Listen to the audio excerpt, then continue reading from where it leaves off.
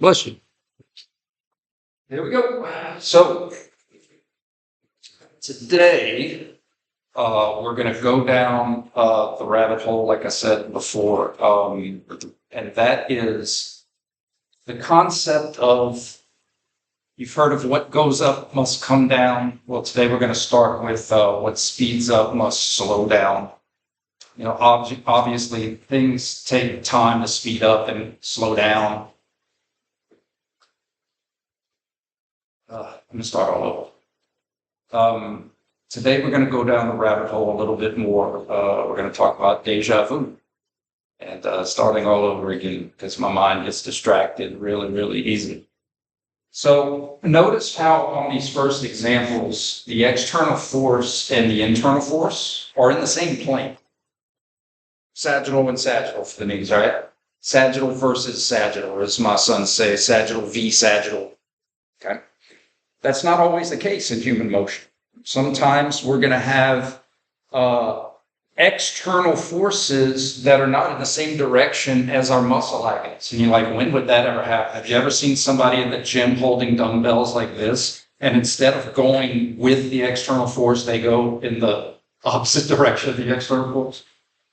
And you're like, well, that doesn't seem right. And you would be correct.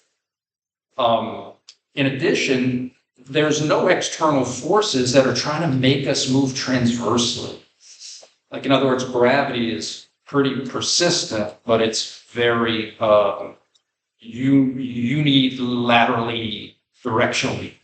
Okay? Let's make up words as we go. So there's nothing trying to twist my cervical vertebra. There's something trying to flex me sagittally, but there's nothing trying to make me look to the right or make me look to the left.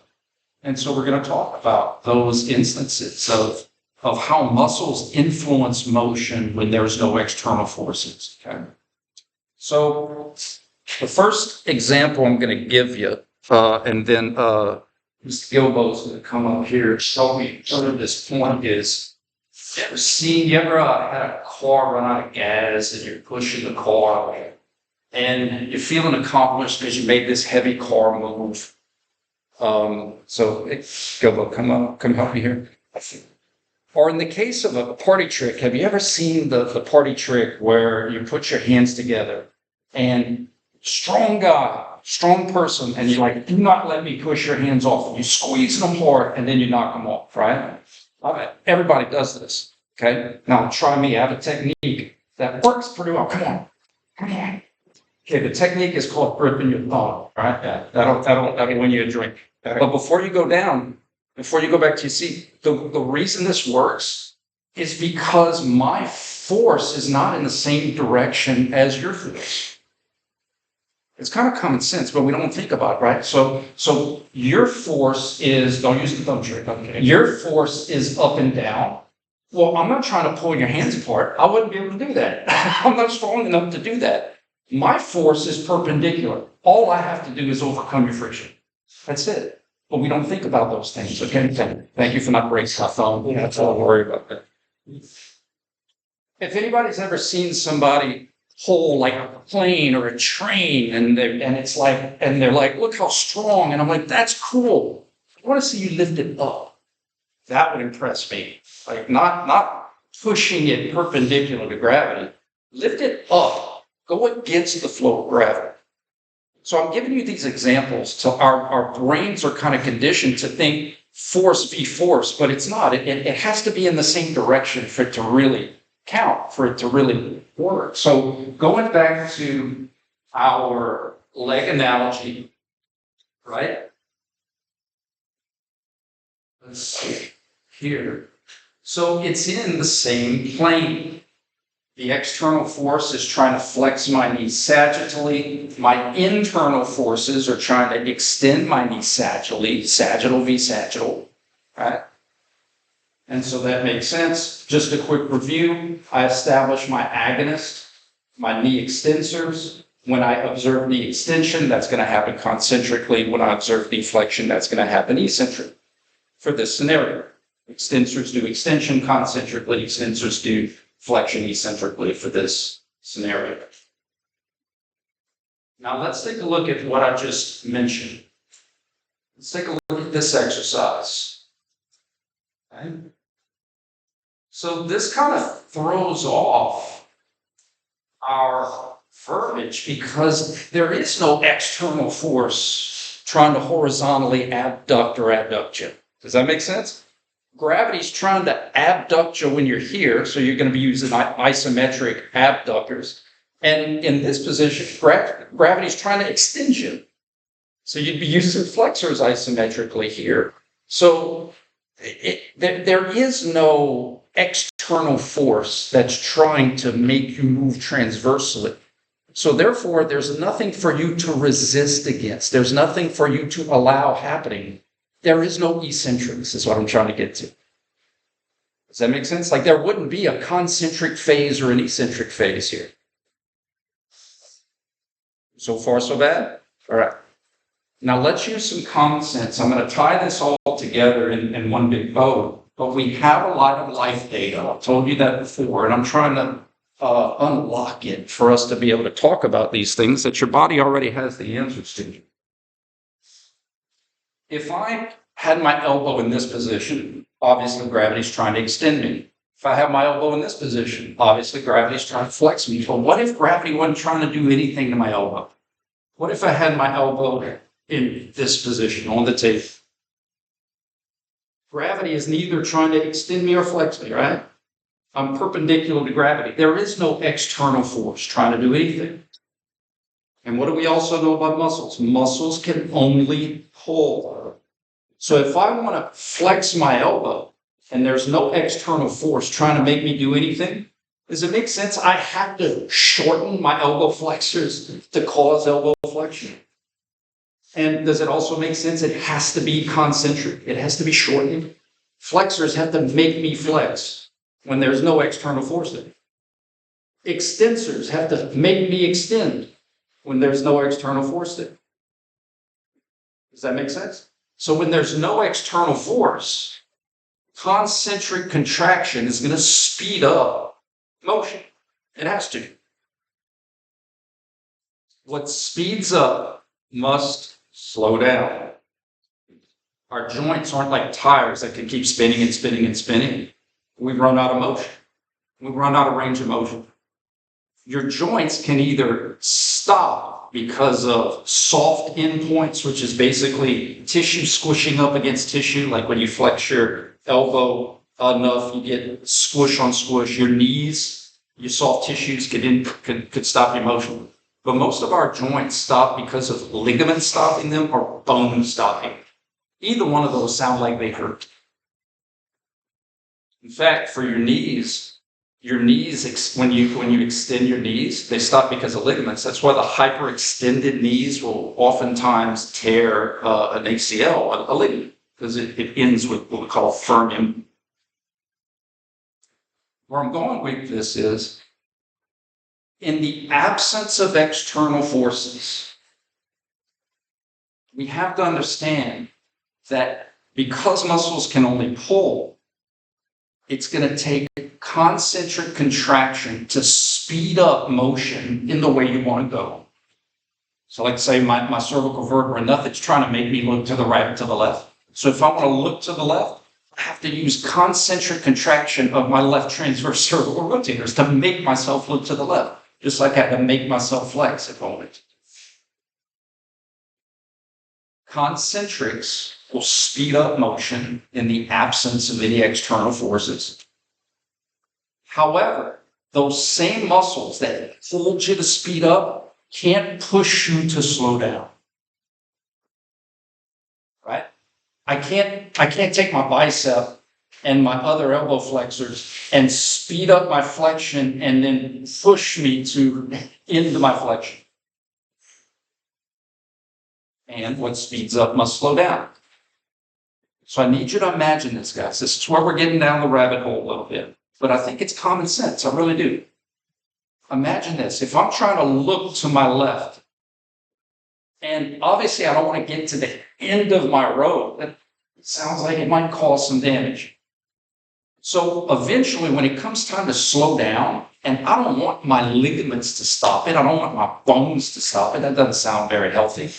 What I'm going to do when it comes time to put on the brake, I'm going to turn off my agonists who are making me speed up. I'm going to turn those off.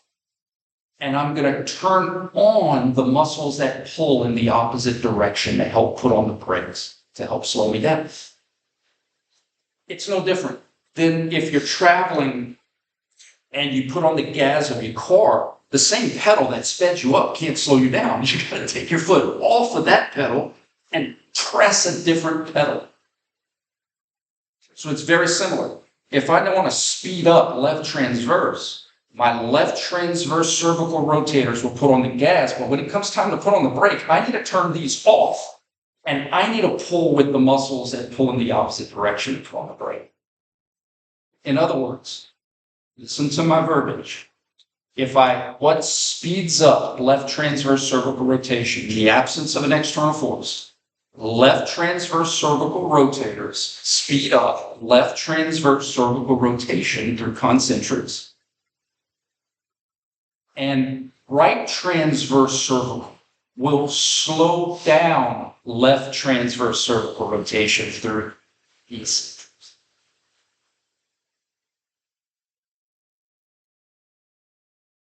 If you look to your left, to your right, as fast as you can, something's got to put on the gas and something's got to put on the brake. And again, we don't want to get to the end of our range of motion. That sounds like something that would happen in a movie where, they come from behind. You don't want to get to the end of the road. That's when ligaments slow you down. That's when bones slow you down. You want to make sure you put on the brake before you get to the end of a road. If you slam on the brakes at the end of the road, that doesn't sound very safe. Let me give you another analogy. Same concept, different analogy. What speeds up must slow down. Let's take our arms, if you're willing and able, to see the analogy I'm trying to give you, and let's put our arms out. Now, what we're going to do is we're going to clap our hands. Okay? There's no external force trying to go transversely, right? So it doesn't make sense that I have to use my horizontal adductors to speed up my horizontal adduction. The stuff that's working against gravity is isometric. It's holding this position. What speeds up must slow down. My horizontal adductors sped up my horizontal adduction through concentrics. In this case, what slowed me down was the collision of my hands. My right hand slowed down my left, and my left slowed down my right. I didn't need any muscles to do it. But what if before I knew there was going to be a collision, I wanted to put on the brakes? What if I didn't want to clap my hands? What if I wanted to do this? This is what I'm hoping the tools that I'm giving you is going to help, because the hands are quicker than the eyes. But we also have common sense. Even though we didn't see it, we know that it had to slow down. Nothing slows down instantaneously. Everything takes time to slow down. And you saw that my shoulders were horizontally adducting. You saw the blur. Nothing stops instantaneously.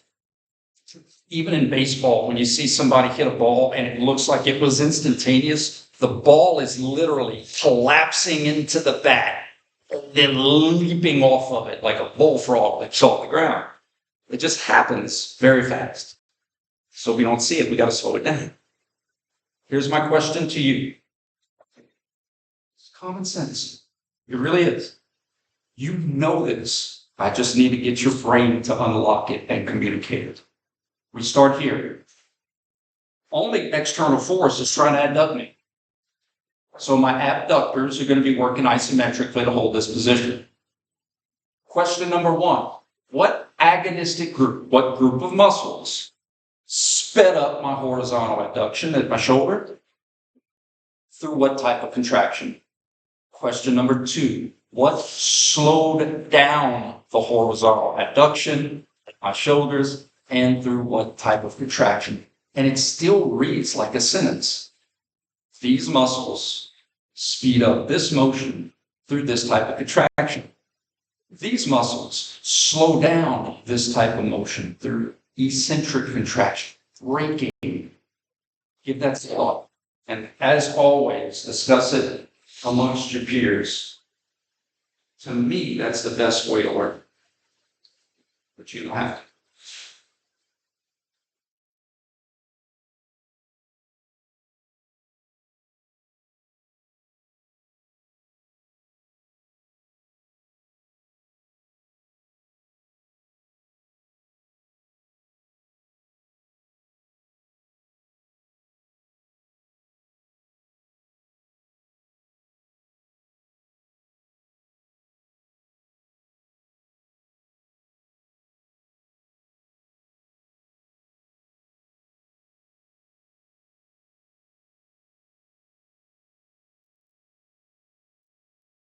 So bless you.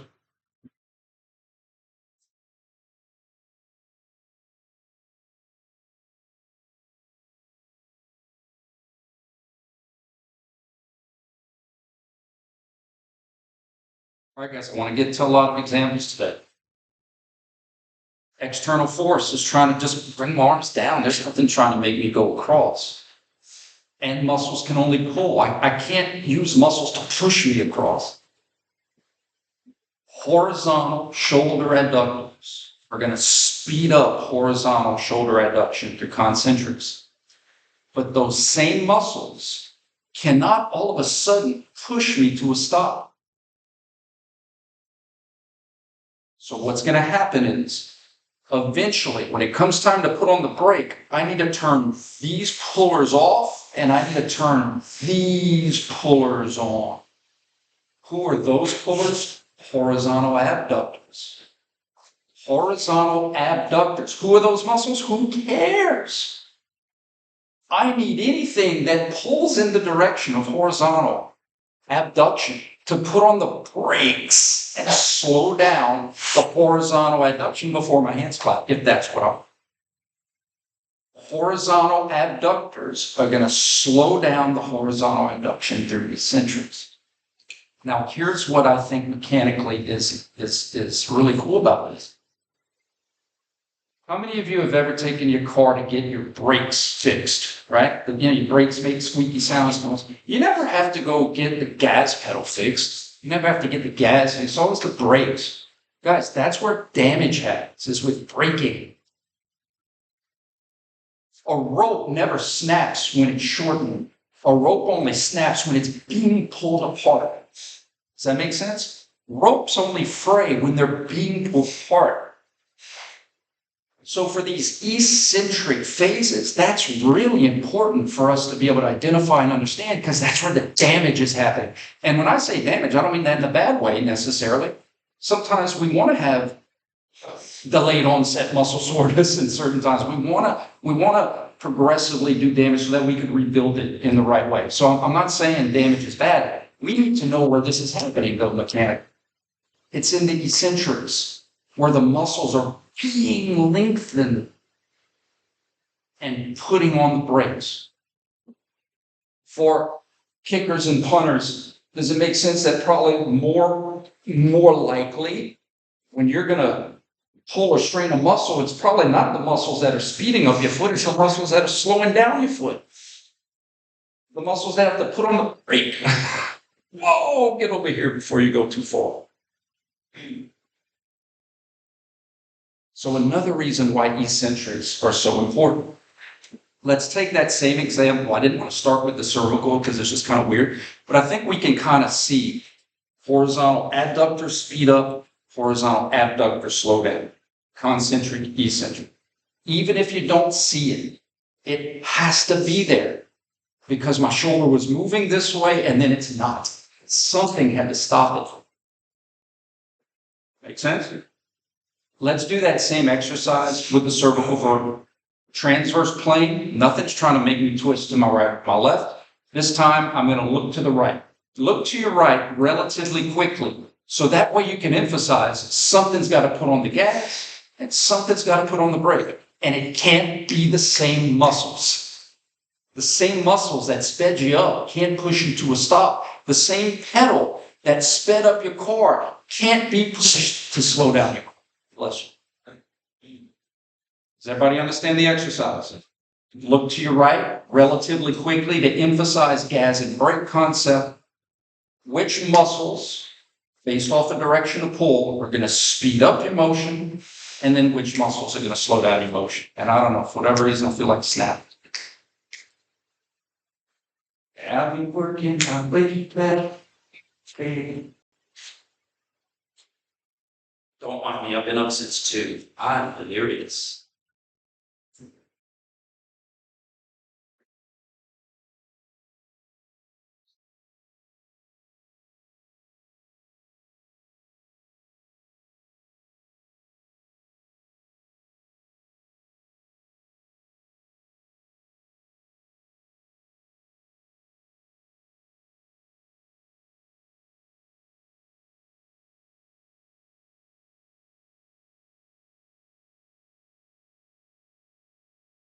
Good. Right transverse cervical rotators are going to speed up your right transverse cervical rotation, but those same muscles can't stop you. And what could stop me is if I get all the way to the end of the road. No, I'm going to turn these muscles off, and I'm going to turn those muscles on. My left transverse pullers are going to slow down my right transverse motion through eccentrics. Pretty cool.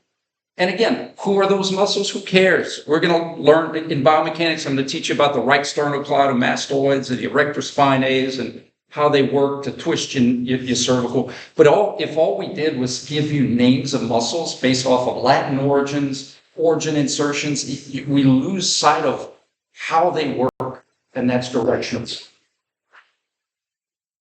Yes? Okay.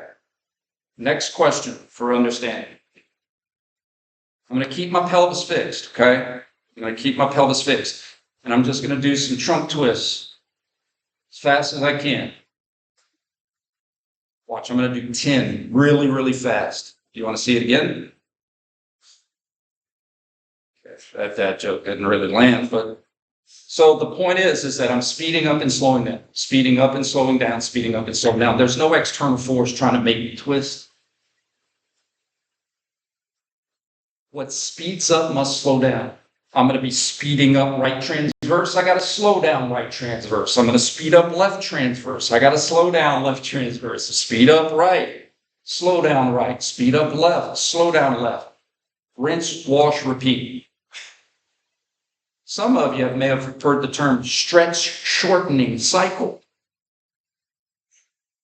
because the muscles that are putting on the brakes are being stretched, and then they're going to turn around and keep pulling me to speed up with their gas. It's kind of cool. And then they're just going to flip-flop. So we need to be able to verbally communicate this. Let's start with speeding up right transverse, then slowing down right transverse, speeding up left transverse, slowing down left transverse. And then we're back to where we started. Who did it and how did they do it? The group of muscles, how they pull, and the type of contraction. How would they speed up? How would they slow down? That's the kind of things I want us to be able to communicate. Ready, go.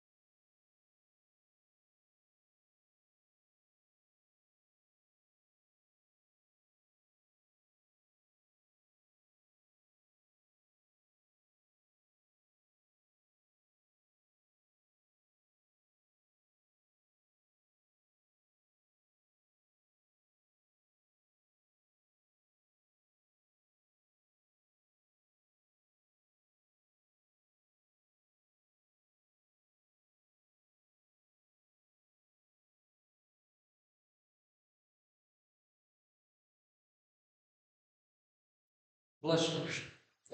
Bless you. All right, let's practice test questions. So if I gave you this scenario that you're twisting your trunk as fast as you can, I might be specific. I might say, what group of muscles and through what contraction type would slow down the right transverse trunk rotation? So you're like, well, it can't be the right transverse trunk rotators. They can't push me to a stop. So slowing down right transverse must be these other muscles pulling in the other direction, putting on the brakes. Left transverse through eccentric will slow down my twisting to the right.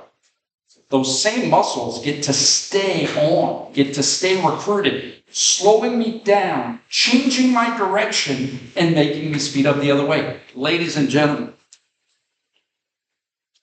that's what plyometrics is. That is specifically what plyometrics is. You only have 3 types of contractions. However, because muscles can only pull, the only 2 sequences they can do back to back is to be lengthened, followed by to shorten. That's it. If I attached a rope to the cart and I pulled it to me, once it started rolling to me, that rope is done. I can't push it to a stop. But if the cart was rolling away from me, I could slow it down, change its direction, and speed it up. That's what plyometrics is. Plyometrics isn't a type of contraction. We only have 3. There's 3 options: win, lose, or draw. Plyometrics, and that's why it's plural, is a specific sequence. Eccentric braking, immediately followed by concentric, speeding up a rate. Changing your direction because of your muscles. And it also makes sense why there's so much damage involved with plyometrics, right? Because if you're putting on the brake, being pulled apart, fraying that rope macroscopically, like if you have a tear, or microscopic, like when we have micro tears. Kind of cool. So plyometrics is not the entire eccentric phase followed by the entire concentric phase. It's specifically when the eccentrics have to slow down the motion braking, followed by speeding it up. It's the change in direction because of yours. All right, speeding up right transverse trunk rotators through concentric. Slowing down right transverse rotators through eccentric. Speeding up left transverse through concentric. Slowing down left transverse, right transverse through eccentric. Rinse, wash, repeat. It gets wordy, but you know what once you get the hang of it, you know what that's better than? Left external, right internal, right erector speeding up. Right external, left internal, left erector slowing down. Right external, left internal, left erector speeding up. You see what I'm saying? You got to start somewhere.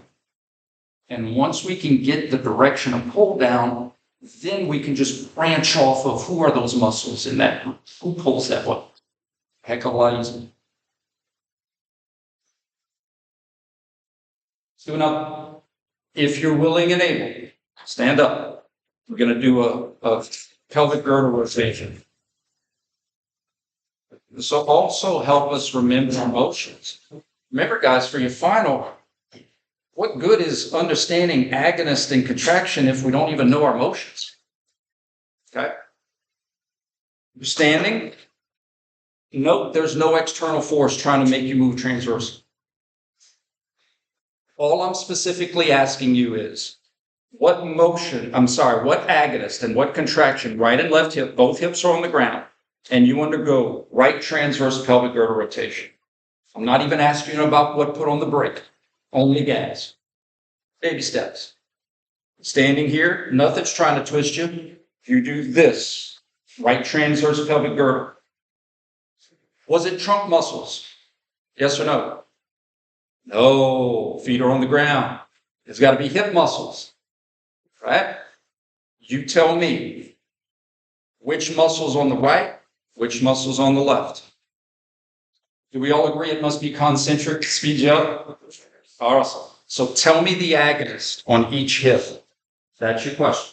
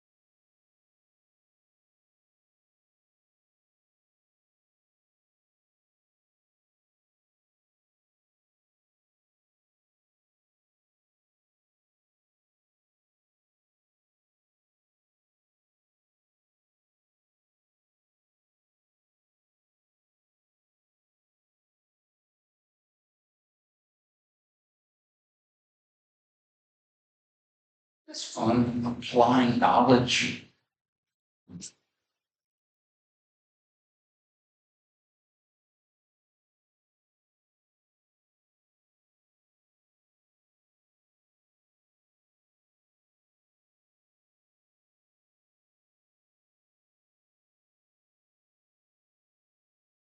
What was the agonist at the right hip?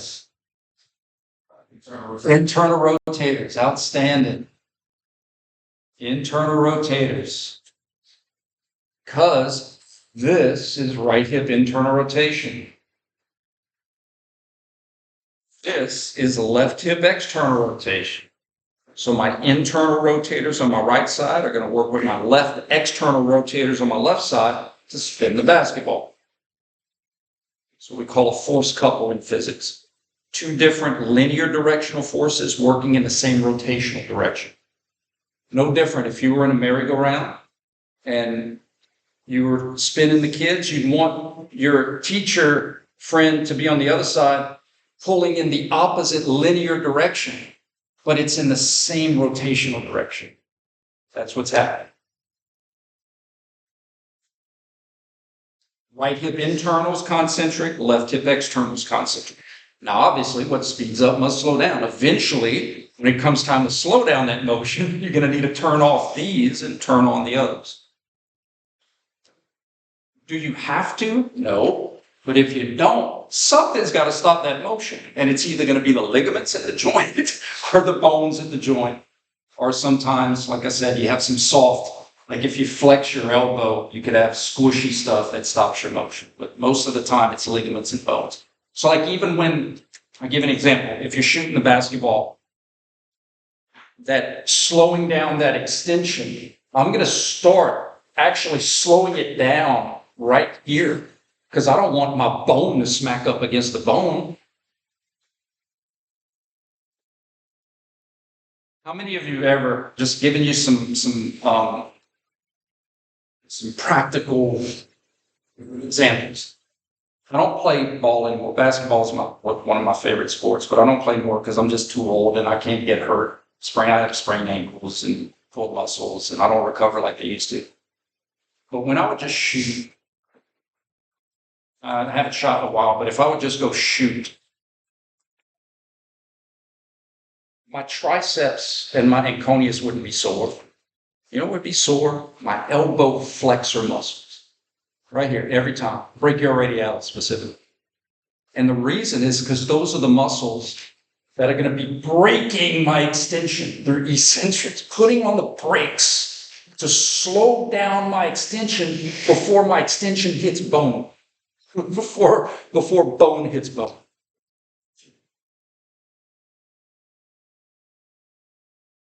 That's where I feel it. If you took a break from punting for a while and you went doing a lot of punts, you might feel it in your hamstrings.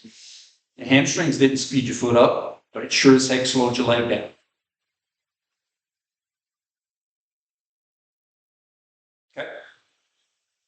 All right. Because I don't want to negate some of our other progress, let's do a few more practices with our first part. Let's talk about isometrics, the agonist at the trunk. Now, of course, gravity is also trying to work sagittally. However, because the weight is off to the side, and this is how I would verbalize it, tell me the agonist transverse plane at the trunk to hold that position right there. Does that make sense? In other words, if I wanted sagittal, I'd tell you sagittal. Here, I want transverse because gravity's trying to do something to that person's trunk transverse. So let's talk about agonist. Try to think it through. And remember, I gave you a starting point. Sometimes these things can be overwhelming. What is the external force trying to do? It's a starting point. Because if I can see what the external force is trying to do, then it tells me what my muscles are having to do. See who you need because you asked yourself why you need them. The plate is trying to twist his trunk to his what? Right. So the last thing he would want are muscles that are also trying to twist his trunk to the right. He needs muscles that are trying to twist his trunk to the left. We call those left transverse trunk rotators. Those are pullers, muscles that pull in the direction of left transverse trunk rotation. Who are those muscles? I'm going to teach them to you. But we have to take an intro class in Italian before we get into the advanced class of Italian, if that makes sense. Okay. Now, let's get some motion and some contraction. What if from this position, he starts to left transverse trunk rotate? So in other words, this is his start position. And from here, it's as if I had a video of a remote, and I press play, and the first motion you see is left transverse. Those muscles would have to cause that motion through a specific type of work. What would that work be? Concentric, outstanding. And there's no guesswork.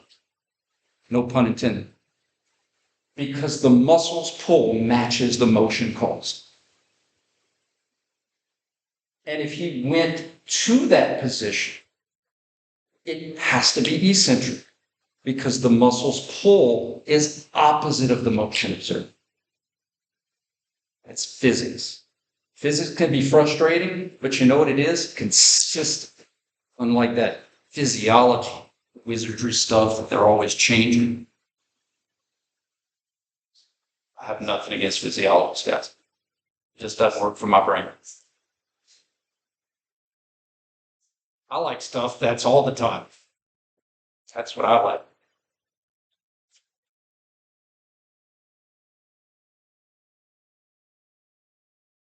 You want some more examples? Let's have an elbow conversation. Again, we're going to ramp up the harder stuff. Let's have an elbow conversation. Just elbows. We analyze motion joint by joint. We analyze agonist joint by joint. And think about it, guys.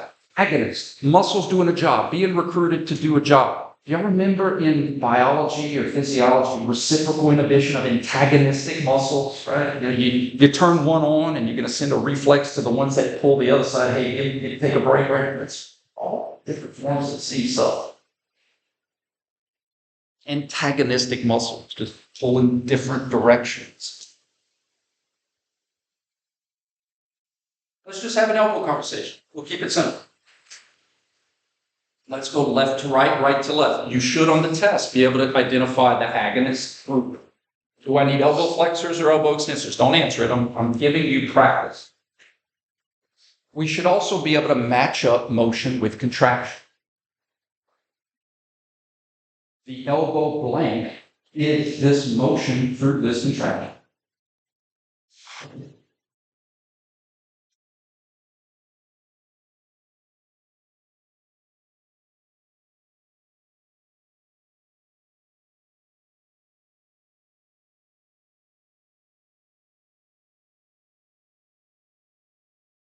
Now, on the test, Campbell's going to trick you.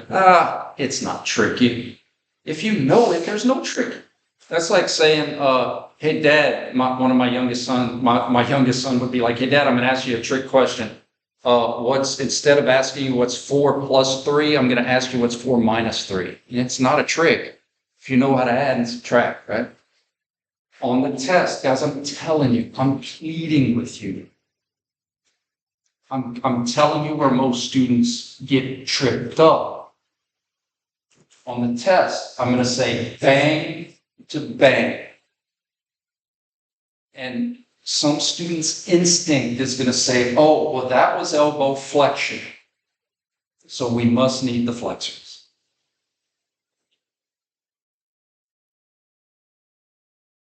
You see why we don't need the flexors? You would literally be pulling yourself down into the bar. Always start with what is the exercise trying to do. Don't go to motion. Motion's kind of our second thing once we establish our agonist. The exercise is trying to flex me already. I don't need flexion pulls. I need extension pulls. Once you establish your agonist, now you can go to motion. Extension pullers do flexion through eccentrics. Extension pullers do extension through concentrics when they're working. Make sense? But I'm telling you, some people's instinct, and I really think it's because they think they know it already. I got this, I'm already certified, I've been practicing whatever, I know it all. And that mindset is going to be flexion. My book says bicep does flexion.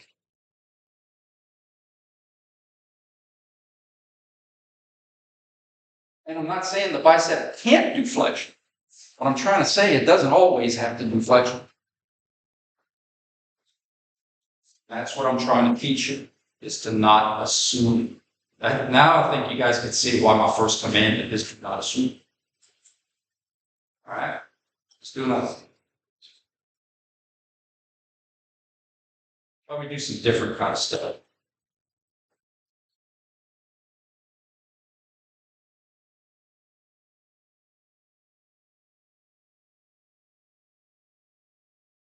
Some different kind of stuff. Let's see.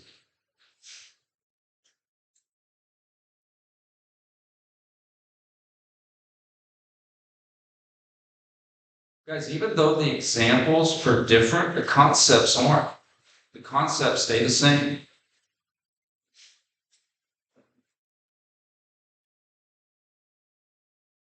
Now, gravity is trying to adduct you, and you would be using the abductors, but only isometrically to hold that shoulder position, right? Does that make sense?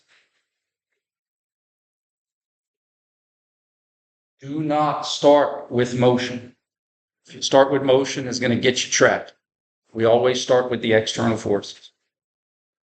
What is that band trying to do to my shoulder? It's trying to internally rotate me. I don't need muscles that are pulled in the same direction. I literally throw in the cable. The band's trying to internally rotate me. I need muscles that are trying to externally rotate me. We call those muscles shoulder external rotators. Who are those muscles? Who cares right now? We will care in the next class you take with me.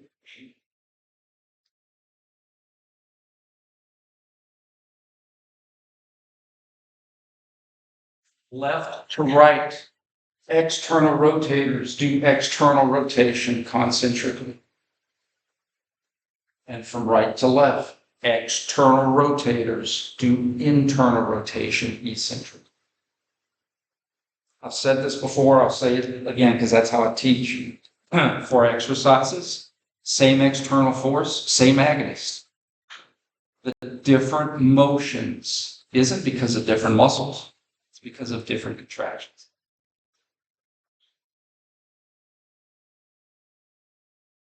The same muscles influence two different motions through two different types of work. Positive and negative work. Positive is concentric, And guess what eccentric is? Negative. That's what that means. Now, some of you, again, we don't assume, some of you may be thinking, well, wouldn't the first movement always be concentric? Not necessarily. I think we did the squat last time, but for a barbell bench press, when you take it off of the rack, right? The first movement is going to be a span block. How about that? The first movement is going to be eccentric, but we can solve it. Let's do shoulder transverse plane, okay? So the barbell is trying to horizontally abduct you. So you need horizontal adductors. That makes sense? Horizontal adductors allow horizontal abduction through eccentrics. Elbows is trying to flex you. I need my tricep and my inconius to try to extend me. Extensors do flexion through eccentrics. So we can't just go off of, well, the first thing's always going to be concentric.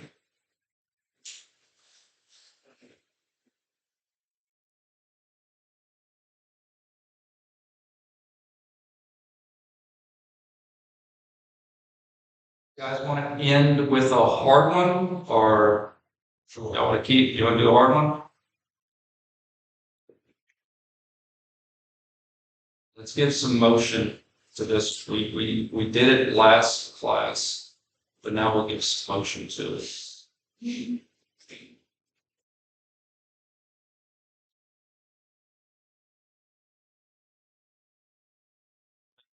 Now assume. This is what I would like for you to do. Start on the blurry picture on the left. So the feet are on the left side of the person's body. Nice and easy. I want you to bring it up and I want you to bring it back down. So a full range of motion, of trunk motion. What we do not assume. So we'll break it up into starting point A, middle part B, end point C. I'll give you a couple minutes to think about it, and then the last thing I'll do is explain.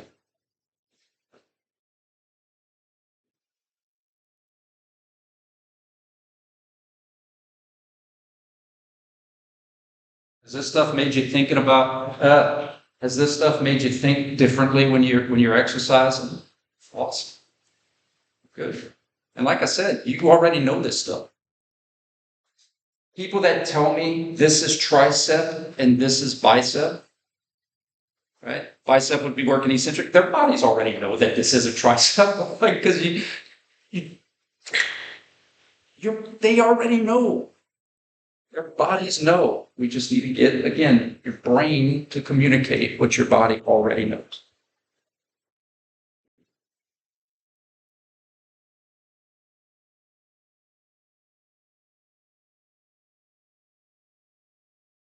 Sometimes Campbell comes across as preachy, It's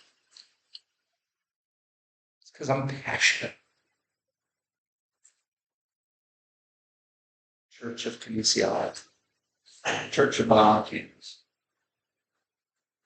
All right. Gravity here is actually trying to twist the trunk to your right. Pelvis to the left, but trunk to the right. Does that make sense? So by default, I don't need right transverse muscles, I need left transverse muscles. When I'm bringing it up, concentric of those same muscles. However, when I tilt it over this side, gravity's not trying to do the same thing to me then. Once I tilt it on this side, gravity's now actually trying to make me twist to the left. Does that make sense? So again, by default, I see what it can't be so that I know who it must be. If gravity on this end is trying to twist my trunk to my left, I don't need left transverse trunk pullers. I need right transverse trunk pullers. As I go down, however, I'm having left transverse trunk rotation, so it must be eccentric. We'll practice. We'll work on it. Just want to give you something to think about over the weekend. Y'all have a good one.